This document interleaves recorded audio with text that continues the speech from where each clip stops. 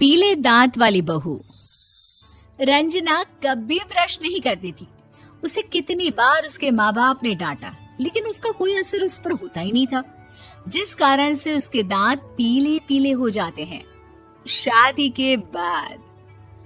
अरे बहू, वैसे तो तुझ में कोई कमी नहीं है, पर तेरे दांत इतने पीले कैसे हैं बेटा?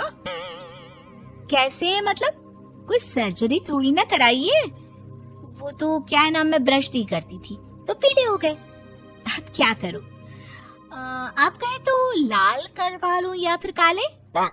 यार ये क्या है, क्यों माँ से लड़ रही हो? लड़ रही हूँ?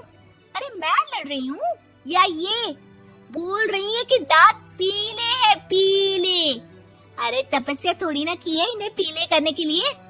बकायदा ब्रश नहीं किया है 20 साल तक, तब जाकर। छी, कैसी बात कर रही हो? ये उस वक्त तो पीले नहीं थे जब हम लोग तुम्हें देखने आए थे।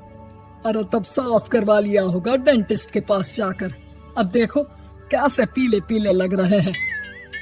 रंजना सास की तरफ गुस्से से देखती है। फिर शुरू हो गई पीले पीले पीले। अरे पीले तो तब भी थे जब मेरे हाथ का रसगुल्ला उड़ा उड़ा कर खा रही थी और बोल रही थी, लड़की नहीं गुणों का खजाना दे रहे भाई साहब। खैर, अब वो लोग करते भी तो क्या करते, पीले दांत वाली बहू पल्ले पड़ी थी तो झेलना तो था ही। एक दिन कीर्तन में रंजना गाना गा रही थी। अरे कमला बहन, माँ का द्वार है, यहाँ तो सब शुद्ध होकर आते हैं, फिर अपनी बहू को ब्रश भी नहीं करवाती तुम। दूर से पीले पीले दांत भक्ति में बाधा उत्पन्न कर रहे हैं। अरे कोई 2 साल के बच्ची थोड़ी ना लेकर आई हूँ मैं बहू बनाकर। अच्छी खासी लड़की है, अरे कैसे करवाऊं ब्रश? ये तो उसे खुद करना चाहिए ना। अब माँ बाप तो इसके जैसे तैसे निपटा दिए, ये नहीं सोचा कि सास कैसे संभालेगी। सास बहू को लेकर घर आ जाती है, लेकिन सोच लेती है कि अब इसे लेकर कहीं नहीं जाएगी। अगले रोज बहू कहती है, अरे क्या हो गया, मंदिर नहीं जाना क्या? कीर्तन का वक्त हो रहा है। मेरी मधुर वाणी से कान्हा जी जागते हैं और सोते हैं। आप तो जानती है ना उनकी भक्ति में कितना मन लगता है मेरा। वो क्या है ना, तबीयत ठीक नहीं लग रही है मेरी, आराम करूंगी मैं। तबीयत ठीक नहीं लग रही? अभी तो मिथुन के गाने पर नाच रही थी आप, और अब बोल रही है कि तबीयत ठीक नहीं लग रही। अरे भक्ति में मन लगा लो सासू माँ, ऊपर जाना है, क्या मुंह दिखाओगी आप? हाँ? सास को बहू की बात पर गुस्सा आ जाता है। मैं क्या मुंह दिखाऊंगी, इसकी चिंता तो ना कर, समझी? अपने मुंह की चिंता कर, जो ये पीले पीले दांत लेकर हर जगह पहुंच जाती है। पता है लोग कितना मजाक बनाते हैं। ना जी ना, मैं नहीं जाना कहीं तेरे साथ। तो ये बात है। कोई ना, मत जाओ, मैं अपने कमरे में ही बैठकर भक्ति कर लूंगी। ऊपर वाला दांत थोड़ी ना देखता है, मन देखता है, भावना देखता है।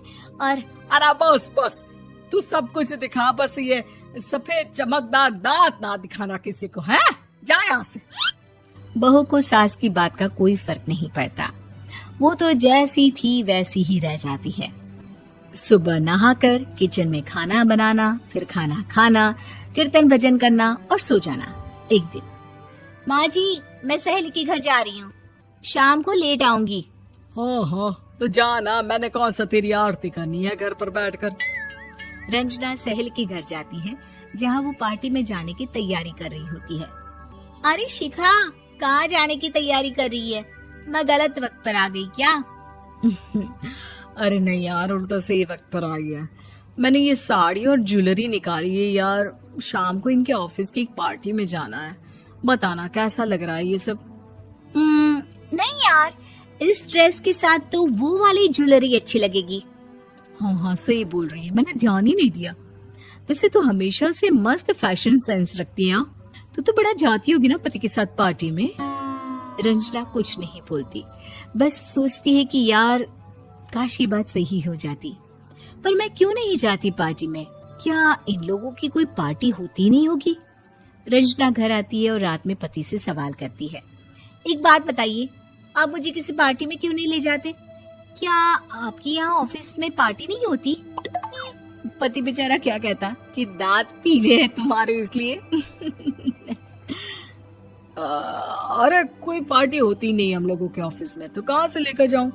और मार्केट, मॉल, कहीं वीकेंड घूमना, कहीं तो। अरे यार सारे हफ्ते में एक छुट्टी मिलती है, तो सोचता हूँ कि आराम ही कर लूं। क्यों? रंजना मन मार के रह जाती है। पहले कभी सास के साथ मंदिर जाया करती थी, लेकिन वो भी सास ने ले जाना बंद कर दिया। घर बैठी बैठी रंजना बोर हो जाती है। तभी उसे आइडिया आता है और वो मायके जाने का सोचती है। सासू माँ, 2 दिनों के लिए मम्मी के घर जा रही हूँ। अच्छा अच्छा ठीक है, आराम से जा। और हाँ, माँ से कुछ अच्छी आदत सीख कर आना कि कैसे शरीर के हर भाग की तरह दांतों की सफाई भी जरूरी होती है, समझी? शुरू हो गई ना आप। वो लोग आपकी तरह नहीं है कि छोटी छोटी बात का बतंगड़ बना दे। उन लोगों के लिए मैं मायने रखती हूँ, ना कि मेरे पीले पीले दांत। रंजना माँ को बिना बताए उन लोगों को सरप्राइज देती है, लेकिन जैसे ही वो दरवाजे पर पहुंचती है, अंदर देखती है कि घर वाले कहीं जा रहे होते हैं। अब माँ, काश रंजना दीदी के दांतों वाली प्रॉब्लम नहीं होती, तो वो भी हम लोगों के साथ चलती ना बुआ जी की बेटी की शादी में। हाँ बेटा, लेकिन अब उसे कौन समझाए कि उसको उसके पीले दांत नहीं दिखते, लेकिन उसके आसपास के लोगों को कितना एम्बैरेसिंग फील कराते हैं। मुझे तो कितनी बार उसके स्कूल की टीचर ने शिकायत की कि उसके साथ कोई लड़की बैठना भी नहीं चाहती, और ना ही कॉलेज में कोई उससे बात करना चाहता था। लेकिन पता नहीं क्यों उसे ये बात समझ में ही नहीं आती। कोई कमी नहीं है उस लड़की में, बस यही कि दांत पीले हैं। वो तो भला हो जीजा जी और उनकी माँ का, जो दीदी को जैसी है वैसे ही रखा हुआ है। रंजना को अपने घर वालों की बात सुनकर बहुत दुख होता है। वो सोचती है कि वो क्या करे, लेकिन फिर वो सीधा डेंटिस्ट के पास जाती है, अपने दांत चमकाती है और कसम खाती है कि वो रोज ब्रश करेगी। अरे क्या हो गया? तुम तो 2 दिनों के लिए गई थी ना, पर कोई ना, अच्छा है, चलो आ गई तो। रंजना सास के सामने आकर खड़ी हो जाती है और पूरी स्माइल करती है, उसके चमकदार दांतों को दिखाती हुई। हैं? चले मंदिर। माँ, मुझे माफ कर दीजिए, मैंने आप लोगों को बहुत एम्बैरेसिंग फील करवाया। मैं आज से रोज ब्रश करूंगी।